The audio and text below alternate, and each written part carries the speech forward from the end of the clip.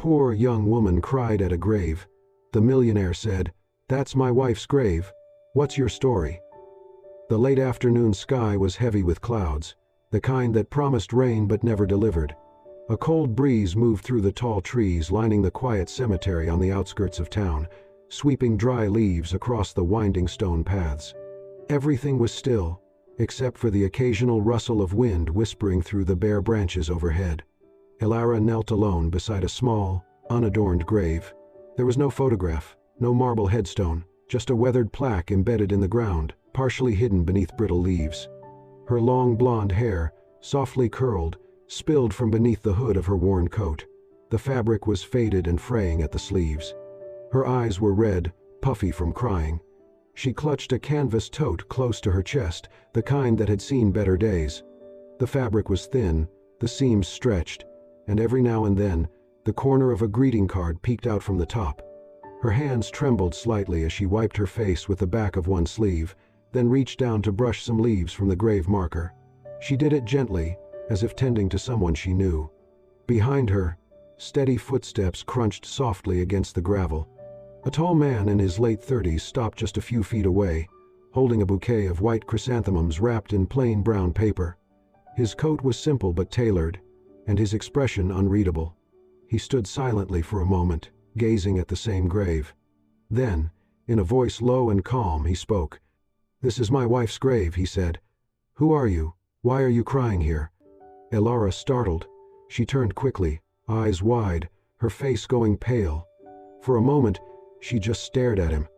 Then she scrambled to her feet, brushing off her knees, her voice faltering with shame and panic. I'm so sorry. I didn't know this belonged to. I wasn't trying to," she swallowed. "I didn't mean to intrude." The man didn't move forward, but lifted one hand in a small, non-threatening gesture. "I'm not angry," he said, his voice steady but kind. "I just want to understand, what brought you here today?" Elara froze for a moment, gripping her bag tighter. The card inside crinkled as her fingers pressed against it. Her gaze dropped to the ground, and for a second, it seemed like she might walk away. But something in the quiet of his tone, or perhaps the stillness with which he waited, made her stop. She slowly lowered herself back down to the ground, her eyes still fixed on the plaque. She let out a long breath. "I didn't come here to cause trouble," she said finally. Her voice was soft, but not weak. "I just needed to be here." John said nothing. He simply remained where he was, the flowers still in his hand, his face unreadable but open. Elara looked back down at the grave, her expression distant, like she was seeing a memory instead of a patch of grass and stone. And in that silence, thick with unspoken questions, something shifted. There was a story waiting there. One he hadn't asked for, one she hadn't planned to tell, but it was about to unfold, right there in the stillness between grief and gratitude. The silence between them lingered, but it was no longer uncomfortable. It felt necessary, like something old and delicate was being carefully unwrapped. Elara's eyes stayed on the grave as she began to speak. "I was 19, she said, her voice slow, almost hesitant. "I had just lost everything. My parents had cut ties. I had no friends left. I was living in my car, barely eating. Every morning, I woke up and wondered if it would be easier to just stop trying." John stood quietly beside her, listening. The wind picked up slightly, rustling the leaves again. "I got a part-time job answering phones at a small nursing home," she continued. "Not because I wanted to work, I just needed somewhere warm, somewhere with food." Her fingers traced the rim of the canvas bag in her lap. There was this woman, older, gentle, with the kindest smile. She wasn't a patient. I think she volunteered. She came in a few days a week, helped serve lunch or just sat and talked with the residents. Her voice grew softer. She noticed me one afternoon. I was crying in the dining room after everyone had left. I thought I was alone, but she came over and placed a warm cup of tea in front of me. She didn't ask questions. She didn't try to fix anything.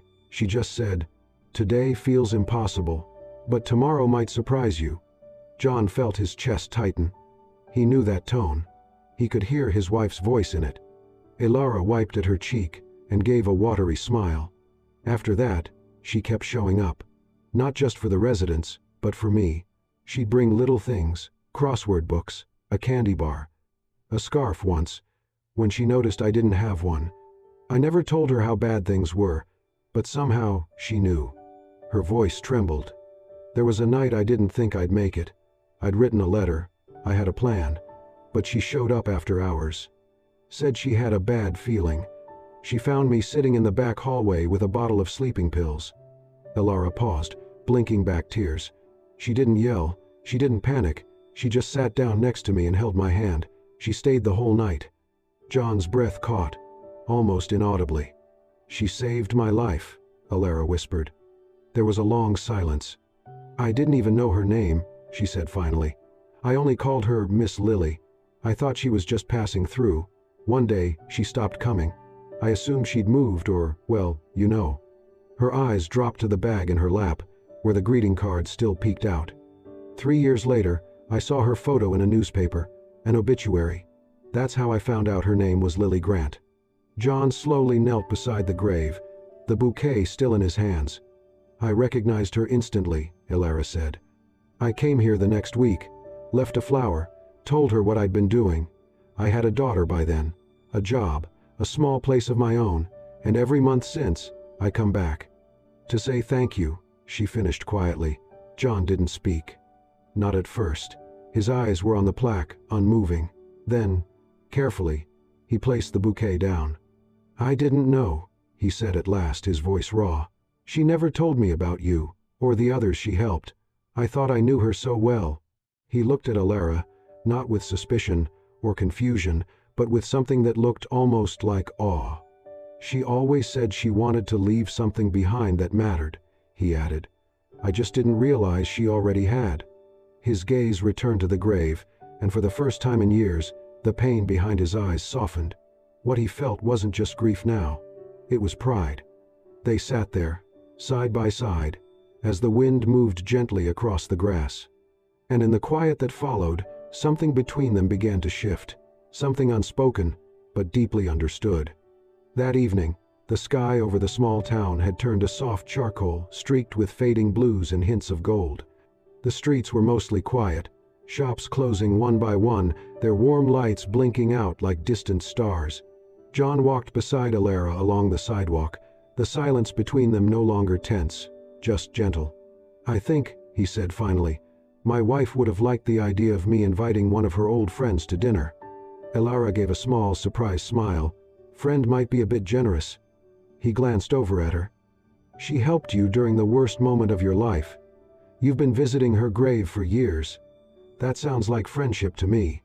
They turned a corner and entered a quiet little cafe tucked between two antique stores. It wasn't fancy, just warm. Wooden floors, old jazz humming in the background, soft lighting. The kind of place you didn't feel judged for being tired. They sat at a booth near the window. A waitress brought 2 cups of coffee and menus, then left them in peace. John removed his coat but stayed otherwise quiet, letting Elara set the pace. She stirred cream into her coffee absently, her gaze resting somewhere just beyond the window. "My daughter's name is Maisie," she said. "She just turned 4 last week." John nodded. "That's a lovely name." "She's everything," Elara continued, a softness in her voice that only came from someone who had clung to love like a lifeline. "I work a few jobs. Whatever I can get. Flower stand on weekends, grocery deliveries on my bike. Sometimes I clean houses. It's not glamorous, but it's honest." John watched her as she spoke. Her fingers wrapped around the mug were rough at the edges, small blisters near her thumb, calluses on her palm. These weren't the hands of someone coasting through life. These were hands that had carried weight, literal and emotional. "I'm not telling you this for pity," Elara added quickly, reading something in his silence. It feels good to talk to someone who knew her, even if you didn't know that version of her." "I appreciate you sharing it," John said. "And I'm not feeling pity, just respect." She blinked, surprised. "I've met a lot of people who talk about hard work," he said. "Very few who live it." There was a pause, during which they both sipped their coffee. John reached into his coat pocket and took out a small, cream-colored business card. He slid it across the table. "I don't know what your life looks like day to day. I won't pretend to understand every struggle, but if you ever need something, anything, you can call me." Elara hesitated, eyeing the card. It's not charity, John added. It's not even about me. It's about her. She gave you a second chance once. I think she'd want me to offer the same. Ilara picked up the card with careful fingers. Thank you, she said softly. I don't take help lightly. I can tell, he replied. They left the cafe a short while later. The night had grown colder, and Ilara pulled her coat tighter as they stepped outside. I should head home, she said. Maisie's with my neighbor tonight. I don't like to stay out too long. John nodded. Of course. Thank you for the conversation. As she turned to go, she paused and looked back. You said earlier that you didn't know your wife did those things for others. Maybe she didn't tell you because it wasn't about her. Maybe she just wanted people to feel seen. That was enough for her. John didn't reply. He simply watched as Ilara disappeared down the street, her silhouette eventually swallowed by shadow and streetlight. He slipped his hands into his coat pockets and looked up at the night sky, thinking of Lily, of kindness unspoken, and of strangers who carried pieces of the people we've lost. For the first time in years, the evening didn't feel so heavy. The winter wind howled louder than usual that night. In the cramped back seat of her aging sedan, Ilara held Maisie close, wrapping the little girl in every layer she had. The engine was off. Gas was too expensive to waste, and her own coat, thin and fraying, barely held back the cold. Frost clung to the windows. Her breath came in shallow clouds. Maisie shifted in her sleep, murmuring something about a pink blanket and cupcakes. Ilara kissed her forehead, trying not to let her teeth chatter. She had tried everything, called friends, begged the landlord to give her one more week, but the building had been sold without warning, and the new owner had cleared out every tenant who could not pay up front. Ilara had never wanted to be here. Not again. She looked down at her phone, her fingers stiff from the cold, hovering over one name in her contacts. John Grant. She hesitated. It had been weeks since that morning at the cafe. They had not spoken since. He had offered help, yes, but did he really mean it? She looked at Maisie again, her little face pale, lips dry. Ilara swallowed her pride and pressed the call button. It rang once, twice. Hello? His voice was groggy. He had been sleeping, but alert. It's me, Ilara said, barely holding it together. I'm sorry. I didn't know who else to call. A pause. Then, where are you? 30 minutes later, headlights cut through the dark side street. John pulled up behind her car, stepped out into the icy wind without a coat. He walked straight to the driver's side and gently tapped the window. Ilara rolled it down halfway. I'm sorry, she whispered again, ashamed of every moment leading to this one. John didn't answer with words. He just opened the door, reached into the back seat, and lifted Maisie into his arms like she was made of glass. The child stirred, blinking up at him before snuggling into his chest. Then he turned to Ilara, draping his long wool coat over her shoulders before guiding her toward his vehicle. By the time they reached his home, a quiet property on the edge of town, surrounded by pine trees and silence, Maisie was asleep again. John led them past the main house to a small guest cottage in the back. It was separate, cozy, warm. The lights flickered on gently as he opened the door. There's heat, hot water, food in the fridge, he said softly. You can stay here as long as you need. Ilara stood in the doorway, blinking back tears she didn't want to shed. You don't even know me, she said. You don't have to do this. John looked at her. Really, looked at her. I know enough, he said. And I know Lily would have done the same. He nodded toward the small bedroom. Go, get her warm. I'll bring some blankets. Ilara gave Maisie a warm bath, letting the hot water melt the chill from her little fingers. She dressed her in a pair of soft pajamas she found folded on the dresser, exactly her size. When she stepped back into the bedroom, something stopped her cold. A new teddy bear, with a bow the color of strawberry cream, sat waiting on the pillow. Tucked under its arm was a small note, for when you miss the sun. And just above the bed, outside the small window, a wind chime swayed gently in the night breeze. It was simple, wooden, with silver accents, but when it moved, it gave off a soft, warm sound. Ilara stared at it for a moment, recognizing it from a photo she had once seen in the newspaper, a tribute piece about John's late wife. It had been her favorite. John didn't say a word about it. He simply returned a few minutes later with hot tea and an extra pair of socks for Alara. She took them in silence, hands trembling, not from cold now, but from something heavier. Gratitude. She hadn't asked to be saved.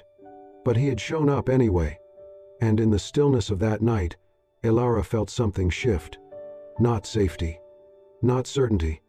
But maybe, for the first time in years, a beginning. The cottage behind John Grant's house was small but warm, and in just a few days, Maisie had already claimed it as her adventure space. She followed John like a duckling, especially in the mornings when he tended his garden. She would skip beside him in her pink dress, asking serious questions like, "Do carrots get lonely underground?" and "Can worms talk to each other?" John answered all of them with patient amusement. "You ask more questions than most journalists I've met," he teased one morning, kneeling beside a tomato plant. Maisie shrugged. "That's because I'm not a journalist, I'm 4. Alara watched them from the porch. Seeing her daughter laugh so freely, it stirred something quiet and long lost inside her. Later that week, Maisie decided to bake. She insisted on doing it all by myself, and Alara, with a mix of trust and mild panic, let her. The cookies came out slightly burned and wildly uneven. "Don't say anything," Maisie warned as she handed a plate to John. "Just eat it. If you don't throw up, I'll make more." John bit into one with a straight face. "Well?" Maisie asked, arms crossed. He nodded solemnly. "Tastes like bravery and a little too much salt." Maisie giggled, delighted. Inside, Alara smiled to herself. It had been a long time since laughter felt this natural. That night, Alara tucked Maisie into bed and sat beside her for a few minutes. "You like being here?" she asked softly. Maisie nodded under the blanket. "Mr. John listens. Grown-ups don't usually listen." Alara brushed a curl from her daughter's cheek. "Yeah, he really does." A few days later, while Maisie was napping on the couch with a storybook half open on her chest, Alara turned to John. "I've been looking at places to rent," she said. "I think we'll move out soon. I don't want to impose." John looked at her carefully, then shook his head. "You're not imposing." Still, she hesitated. "This was never meant to be permanent. I don't want to make things complicated." He paused for a moment, then said, "What if I offered you a job?" She blinked. "Sorry?" "At the foundation," he continued. "Lily's foundation. I need someone to manage outreach, coordinate events, respond to requests.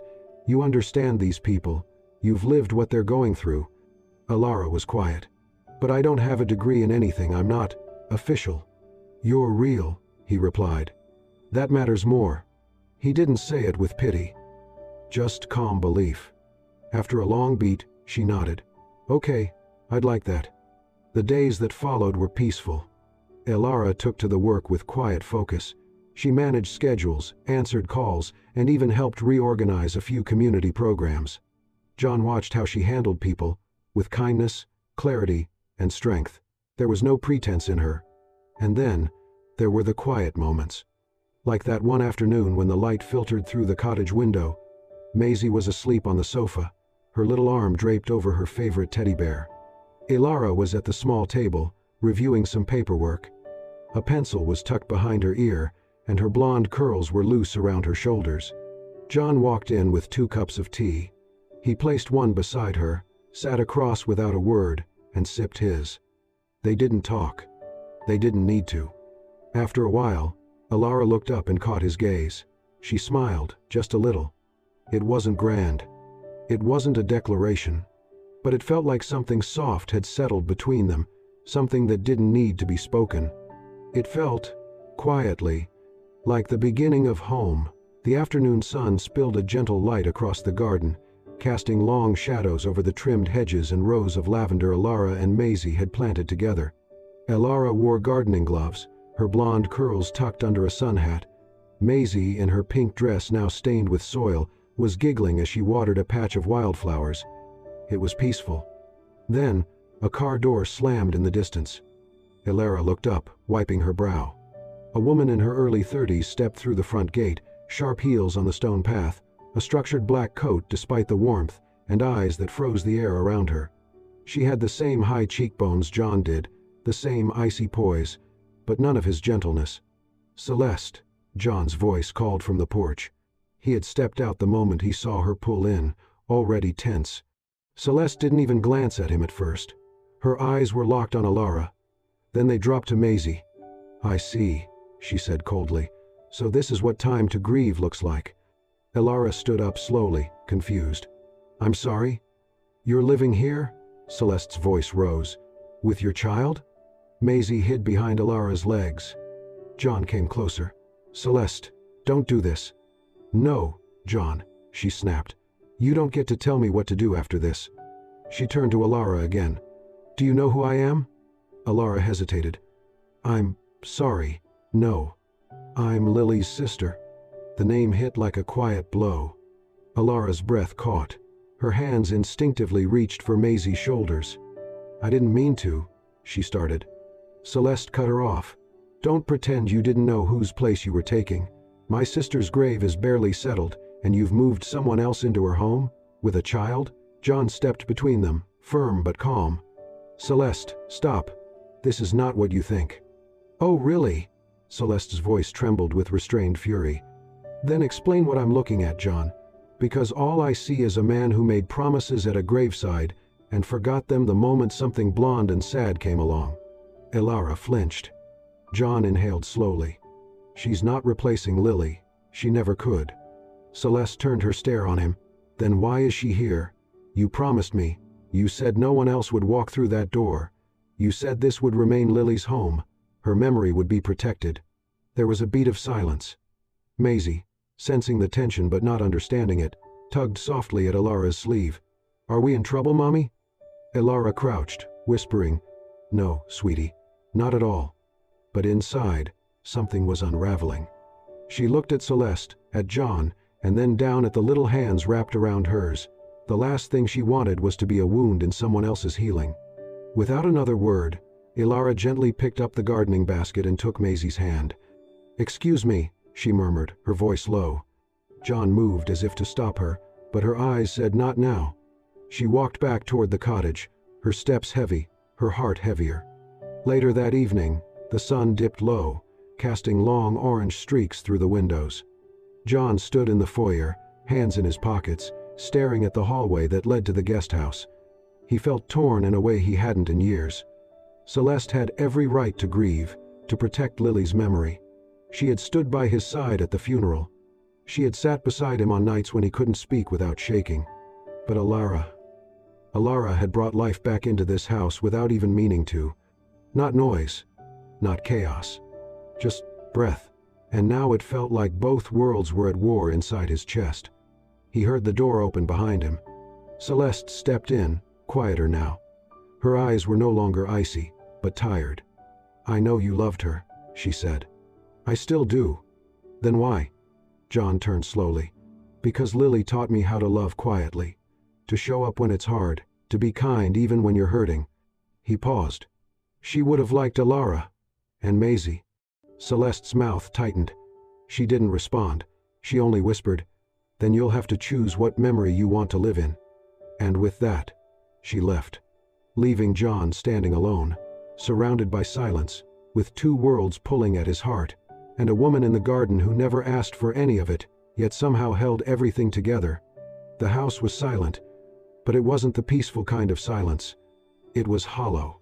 John stepped into the guest house just after sunrise, a mug of tea in hand, only to find the door slightly ajar. The bed was made. The toys were gone. The little pink shoes by the doorway, no longer there. On the kitchen table lay a folded note.